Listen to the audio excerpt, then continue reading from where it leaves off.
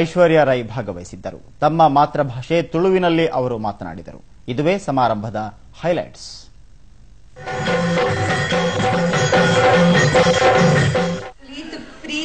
ಮೋಕೆಡ್ ಯಂಕ್ಲಿಗ್ welcome ಮಾಡ್ತಿದ್ದಾರೆ. ಆಯ್ತು, ಮಸ್ತ್ ಥ್ಯಾಂಕ್ ಯು.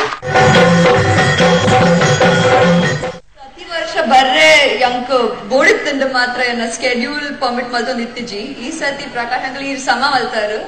4 ತಿಂಗಳು ದುಂಬೆ ಪಪ್ಪಡ ಪಂಡೇರು ಡೇಟ್ ಐಕ್ ಯಾನ್ ಪಂಡೆ. ಈ ಸತಿ ಬೆಸ್ಟ್ ಒಕೇಶನ್. ಯಾನ್ ಫಸ್ಟ್ ಟೈಮ್ ಕಂಡ ನೀನೊಟ್ಟಿಗೆ ಬರೋದಿಲ್ಲ.